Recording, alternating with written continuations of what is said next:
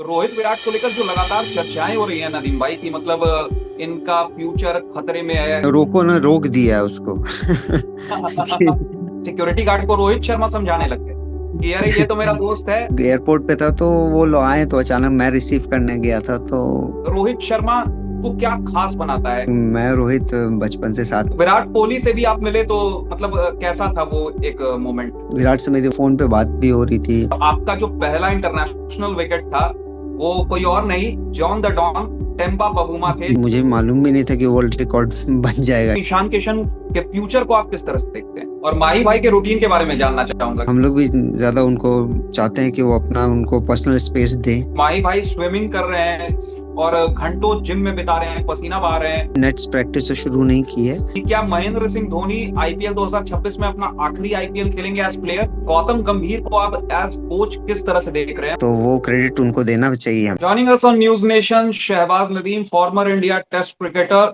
और शहबाज भाई, आपका न्यूज नेशन पर बहुत बहुत स्वागत। शुक्रिया शुक्रिया। तो शहबाज भाई, मतलब आप पिछले साल आपने रिटायरमेंट अनाउंस कर दिया था अपना 5 मार्च 2024 को। और हम्म। उसके बाद अभी कैसा, मतलब क्रिकेट से दूर होने के बाद अब एडमिनिस्ट्रेटिव रोल में हैं आप, तो कैसा चल रहा है सब कुछ? नहीं, काफी अच्छा चल रहा है क्योंकि सेम काम है, आप क्रिकेट से रिलेटेड काम है जिस एडमिनिस्ट्रेशन पे आप आए हो, एसोसिएशन में, झारखंड स्टेट क्रिकेट एसोसिएशन में आए हो, तो ये काम सेम है। बस आपको पहले था कि बस ग्राउंड वर्क देखना था, अब आपको उन प्लेयर्स के लुक आफ्टर भी करना पड़ता है, सब कुछ देखना पड़ता है, उनकी फैसिलिटी प्रॉपर हो, इंफ्रास्ट्रक्चर उनको प्रॉपर मिले और कोई कमी हमारे तरफ से ना हो। तो काम सेम है, सिमिलर ही है, बट रोल थोड़ा चेंज है। अभी रिसेंट टाइम्स में देखा हमने कि मतलब इंडिया और साउथ अफ्रीका के बीच जो पहला वनडे मैच था, ओडीआई सीरीज जो 3 मैचों की थी, उसका पहला वनडे रांची में ऑर्गेनाइज कराया गया और आप लोगों ने बहुत ही मेहनत किया उसमें। जो रिपोर्ट्स हम्म। लगातार ग्राउंड से सामने आ रही थी, तो हम्म। लगातार आप लोगों ने मेहनत की और बहुत सक्सेसफुल ऑर्गेनाइजेशन हुआ वो, एक तरह से एक सक्सेसफुल इवेंट ऑर्गेनाइज किया आप लोगों ने। तो उस पर आपका क्या हम्म। टेक है और मतलब क्या कुछ था उसके पीछे, बिहाइंड द सीन्स क्या कुछ मेहनत थी? नहीं, बिहाइंड द सीन्स एक भी कोई भी इंटरनेशनल मैच हो, इतना बड़ा इवेंट करने के लिए बहुत मेहनत लगती है और बहुत लोगों का सहयोग लगता है। तो मुझे लगता है कि काफी सारे एसोसिएशन के सारे लोगों ने अपना 100% दिया और कोई भी चीज ऐसी नहीं छोड़ी कमी जहां से कोई भी प्रॉब्लम हो सके, चाहे वो स्पेक्टेटर के तौर पे हो, चाहे वो प्लेयर्स के तौर पे हो, कि किसी को कोई कमी ना फील हो। तो उसका अच्छा परिणाम निकला और आप देख भी सकते हैं, जैसे भी जितने भी प्लेयर्स आए, जितने भी कोचिंग स्टाफ आए, सबने तारीफ की और बहुत सराहा हमारे स्टेडियम को, पिच को, और जो भी हमने इंतजाम किए थे उन सब चीज़ों को। तो काफ़ी अच्छा लगता है जब आपके काम को लोग अप्रिशिएट करते हैं। और एक वीडियो आपका काफी वायरल हो रहा है नदीम भाई, मतलब एयरपोर्ट पर आप रिसीव करने गए थे हिटमैन रोहित हम्म। शर्मा को, और वहां पर उनके सिक्योरिटी गार्ड आई गेस आपको पहचानने में थोड़ा उन्होंने भूल कर दी, तो सिक्योरिटी गार्ड को रोहित शर्मा समझाने लग गए कि अरे ये तो मेरा दोस्त है, ये तुम्हारा देखभाल कर रहा है। तो इस वीडियो पे जो आपका रिएक्शन था, किस तरह का था उस मोमेंट पे? नहीं नहीं, एक्चुअली हम लोग, मैं रोहित बचपन से साथ में 19 से अंडर 17, 15, 19 सब साथ में खेलते आए हैं, तो काफी बहुत दिनों से जान पहचान है हमारी। और जो भी एयरपोर्ट पे था तो वो लोग आए तो अचानक मैं रिसीव करने गया था तो उसके देखने उसने देखा तो उसी पे उसका रिएक्शन था। तो काफी अच्छा लगता है लोग जब आपके दोस्त जो इतने बचपन से दोस्त हैं वो आपको पहचानते हैं, आपको अप्रिशिएट करते हैं। तो as a teammate, as a player और एज अ एडमिनिस्ट्रेटर भी काफी अच्छा लगता है। नहीं, बहुत बढ़िया था और वो वीडियो काफी चर्चाओं में भी रहा, मतलब सोशल मीडिया पर काफी ट्रेंड कर रहा था। हमने भी उस पर हम्म। काफी कंटेंट्स बनाए और काफी मतलब रीच उसकी देखने को मिली उस कंटेंट की। तो जी ऐसे जी। में बहुत अच्छा लगा। रोहित शर्मा को लोग जानते हैं कि मतलब वो एक ह्यूमन है, मतलब बहुत इनसेन ह्यूमन उनके अंदर एक छिपा हुआ है, जो हमेशा रह रहकर बाहर आता है और कई बार स्टंप हम्म। माइक में वो कैद भी होता है। तो आप हम्म। उस पर क्या कहना चाहेंगे, मतलब रोहित शर्मा को क्या खास बनाता है? एज अ लीडर, वो बॉर्न लीडर एक माने जाते हैं।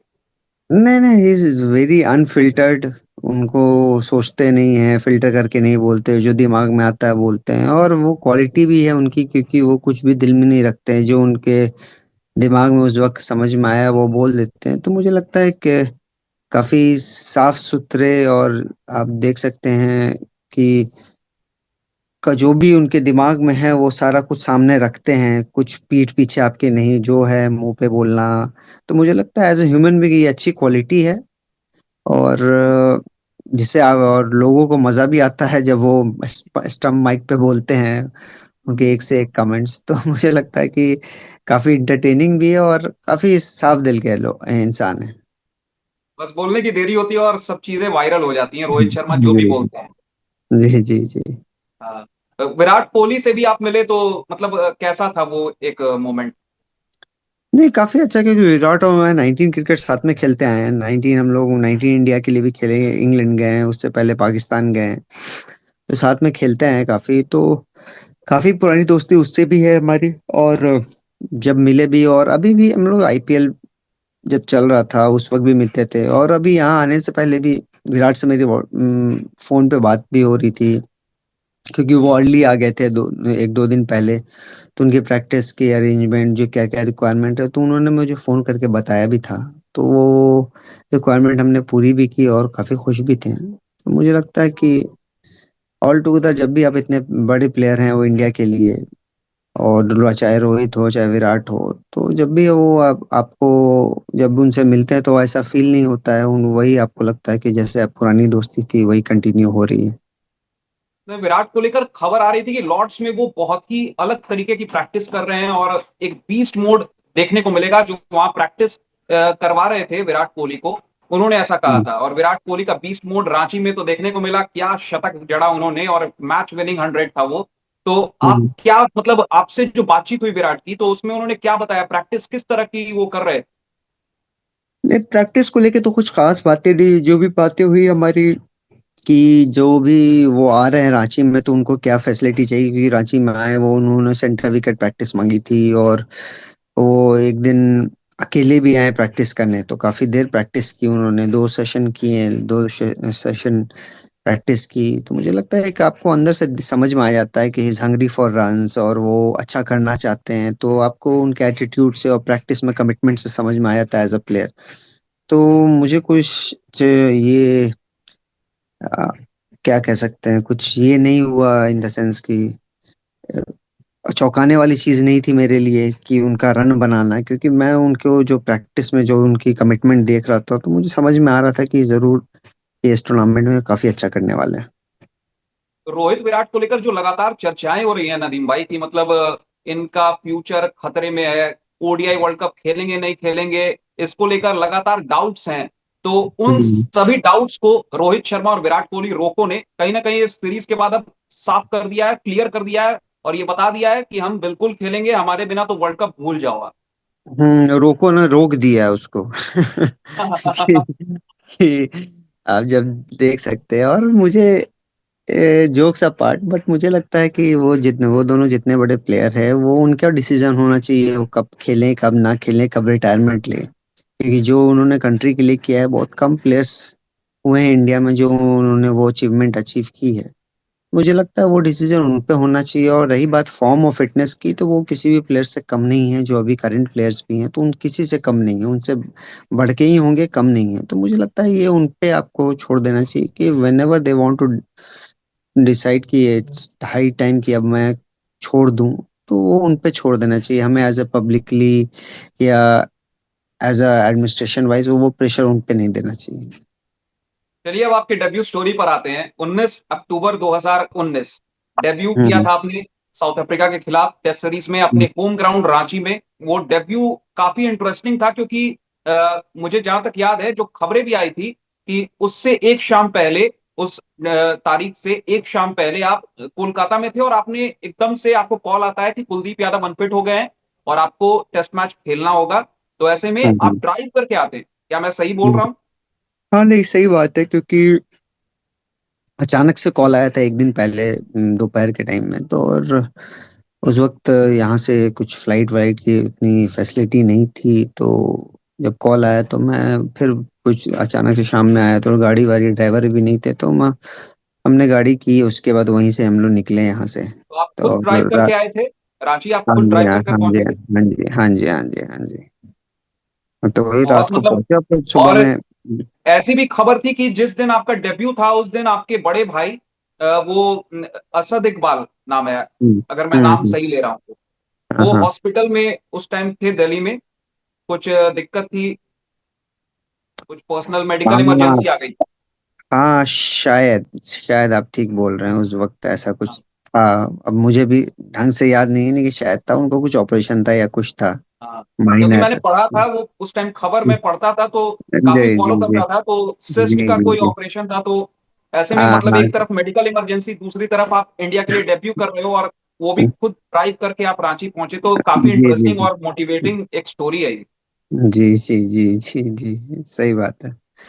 वो उनका हाँ। ऑपरेशन था। अभी आपने याद कराया तो मुझे भी याद आया, मैं भी भूल चुका था।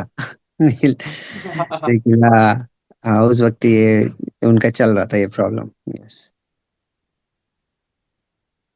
बाकी शहबाज भाई, मतलब आपका जो पहला इंटरनेशनल विकेट था, वो कोई और नहीं, John the Don Temba Bavuma थे, जो अभी WTC जीत कर आ रहे हैं ऑस्ट्रेलिया के हम्म खिलाफ, और फिर इंडिया को अपनी कप्तानी में घर पर हराया, क्लीन स्वीप किया हम्म इंडिया का।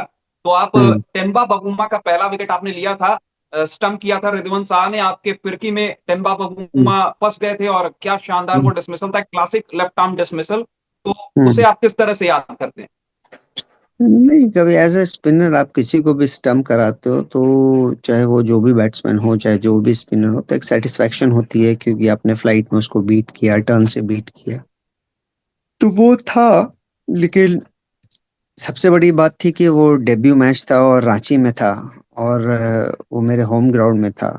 तो वो मुझे लगता है कि ऐसा बहुत कम अपॉर्चुनिटी मिलता है बहुत कम प्लेयर को कि अपने होम ग्राउंड में डेब्यू हो, वो भी उनका टेस्ट डेब्यू हो। तो मुझे लगता है कि वो बहुत मेरे लिए बहुत मैं खुशकिस्मत हूँ कि ऐसा कुछ हुआ मेरे साथ। क्या टेम्पा बुमा से आप टच में रहते हो, मतलब उनसे कोई बातचीत आपकी?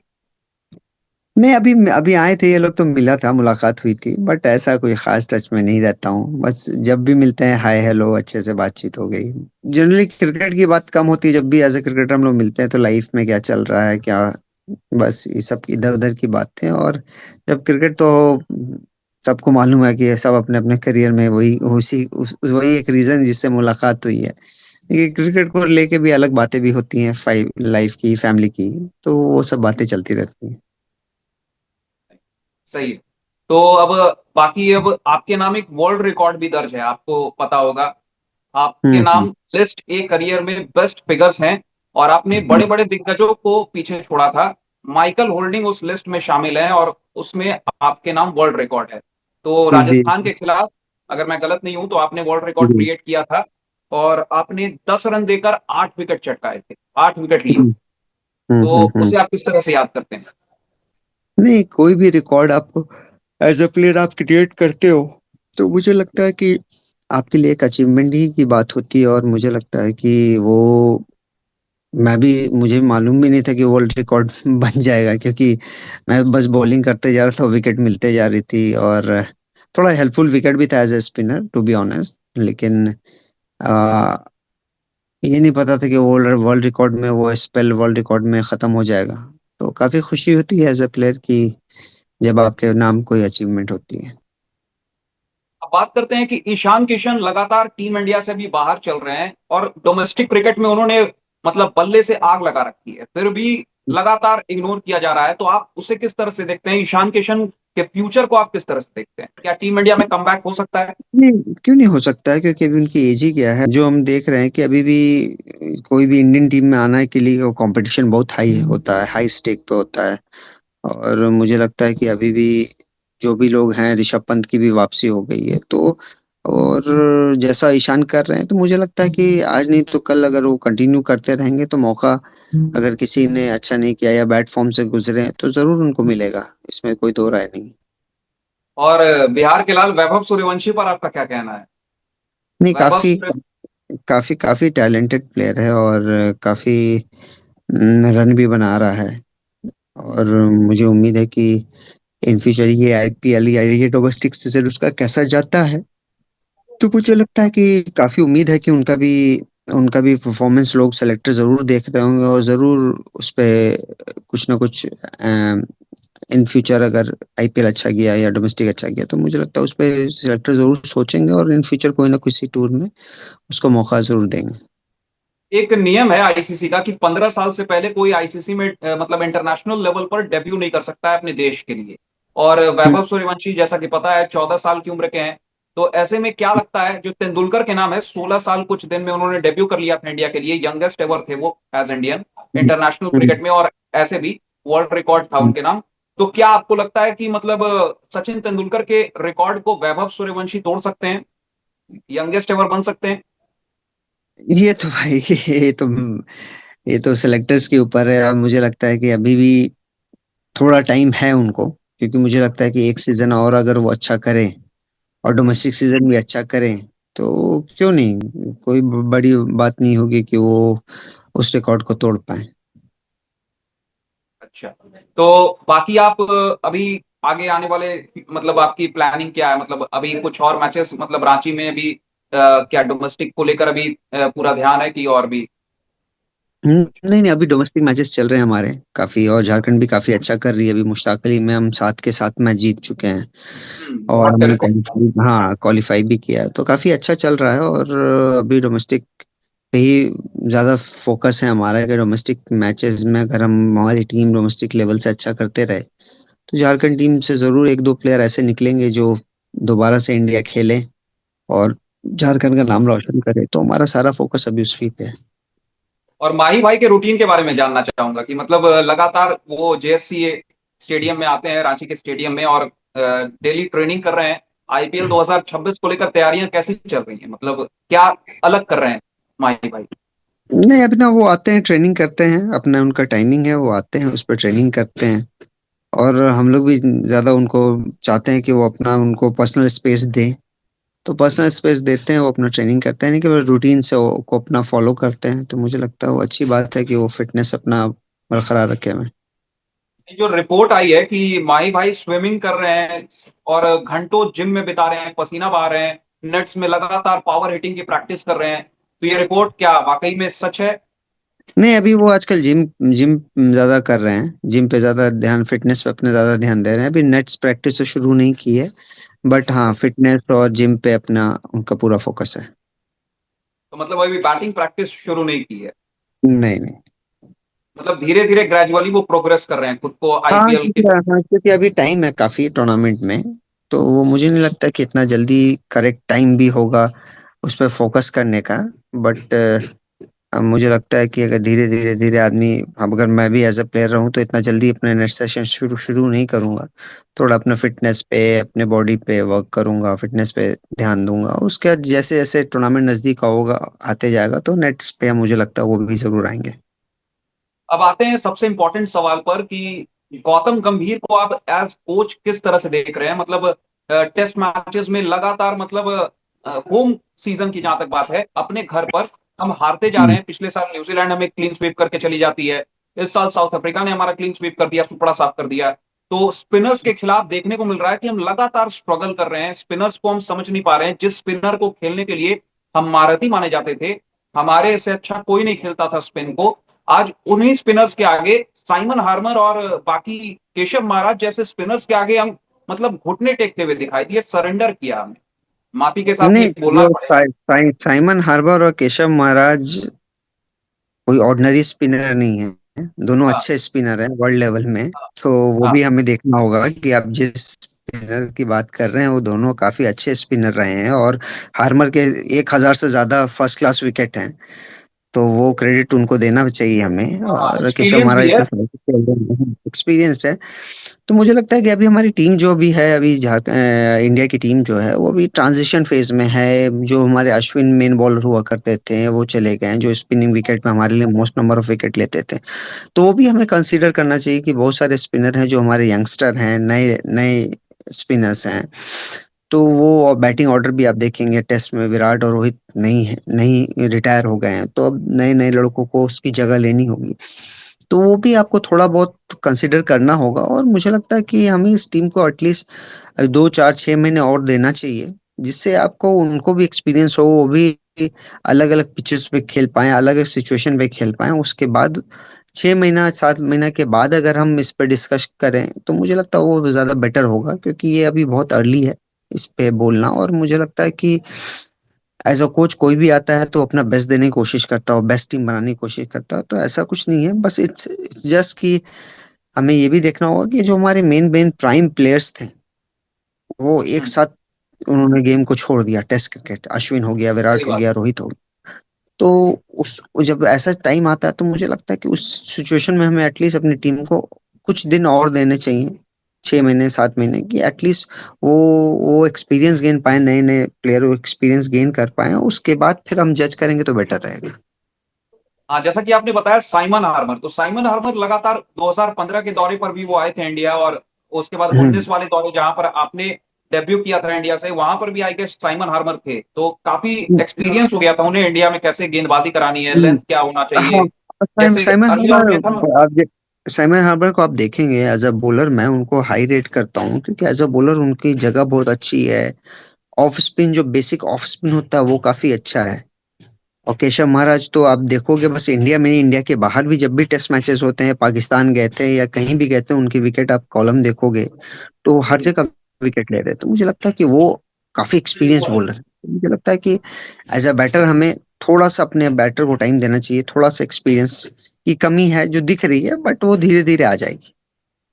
आपको क्या लगता है कि यार रोहित शर्मा और विराट कोहली अभी और टेस्ट मैचेस खेल सकते थे, क्या टेस्ट फॉर्मेट से बहुत जल्दी रिटायरमेंट ले लिया?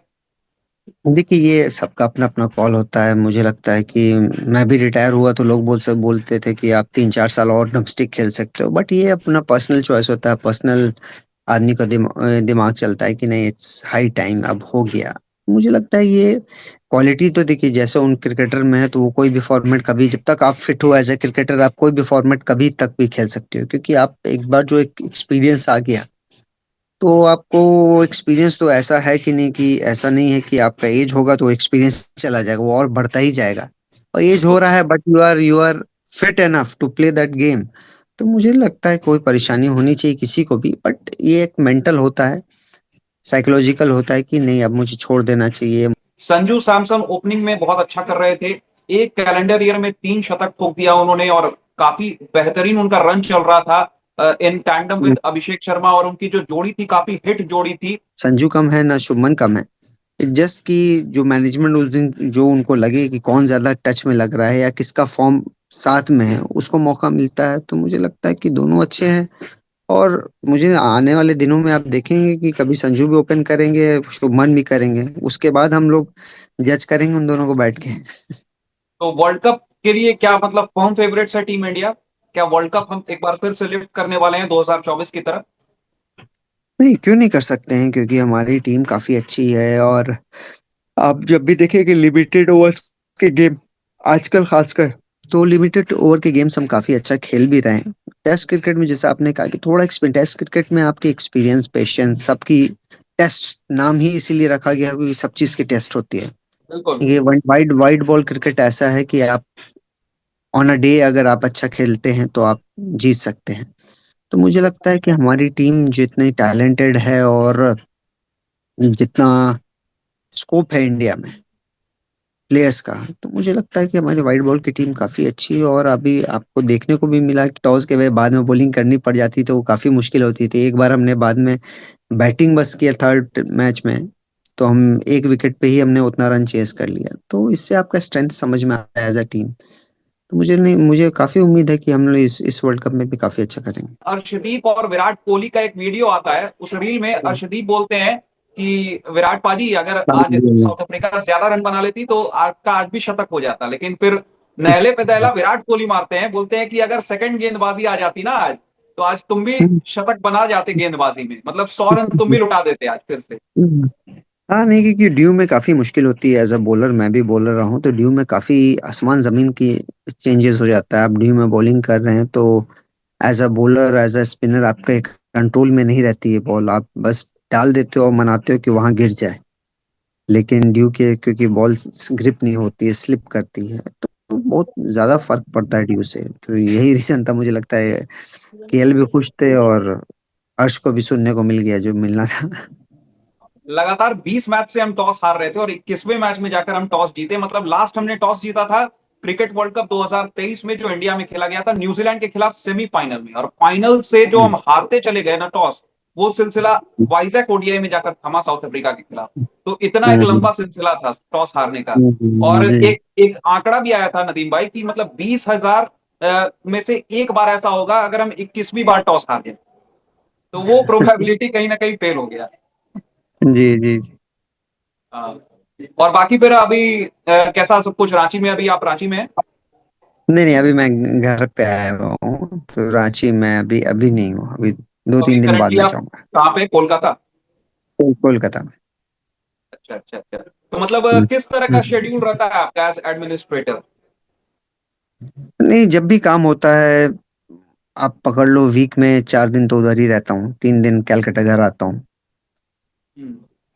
तो ऐसे ही कंटिन्यू मुझे लग रहा है कि ऐसे ही जब से बना हूँ तब से ऐसे ही चल रहा है। मतलब आपने कुछ ऐसा कुछ काम किया हो जो आप बताना चाहें, हमसे शेयर करना चाहें, तमाम हमारे दर्शक जो देख रहे हैं उनसे शेयर करना चाहें कि मतलब एज नहीं एडमिनिस्ट्रेटर क्या कुछ ग्रास रूट पे काम हो रहा है? नहीं, काफी ग्रास रूट पे काम कर रहे हैं, करने की कोशिश कर रहे हैं हम लोग। अभी तो वनडे था, इसीलिए जो भी हमारा प्लान है वो थोड़ा दिन के लिए डिले हुआ, कि वनडे पहले बहुत इंपॉर्टेंट था वो कराना।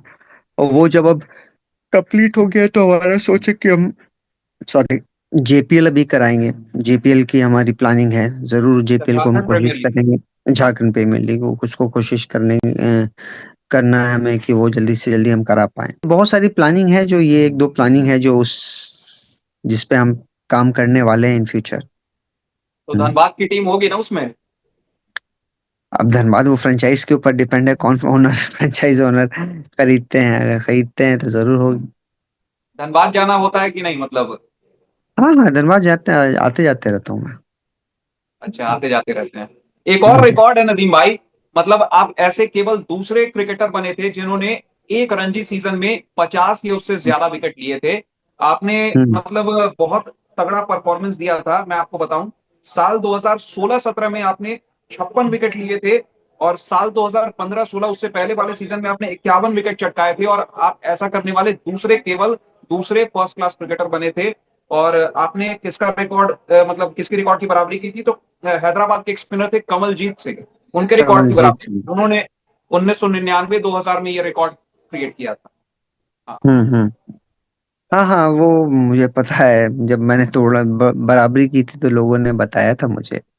तो अच्छा लगता है कि एज अ प्लेयर आप बैक टू बैक 2 सीजन आप हाईएस्ट विकेट टेकर हुए बीसीसीआई के डोमेस्टिक मैचेस में। और एज अ प्लेयर ये एक अचीवमेंट होती है, बट मुझे लगता है कि उससे भी ज्यादा इम्पोर्टेंट है कि अगर आपके परफॉर्मेंस से टीम जीत रही है तो मुझे लगता है उससे बेटर कोई चीज नहीं है।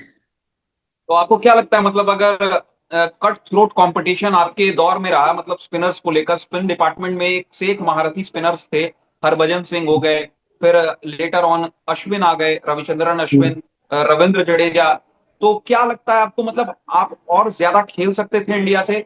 आपको क्या इस पे कुछ लगता है, मतलब देखिए, ऐसे आपको सोच है? नहीं मुझे लगता है कि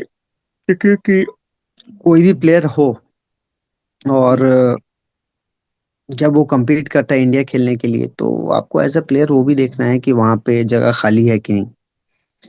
अगर आपके लिए जगह खाली है तो ऑटोमेटिक आप परफॉर्म करोगे तो मिल जाएगी। लेकिन जब मैं अच्छा कर रहा था तो काफी स्पिनर्स थे जो स्टैब्लिश स्पिनर थे इंडियन टीम में।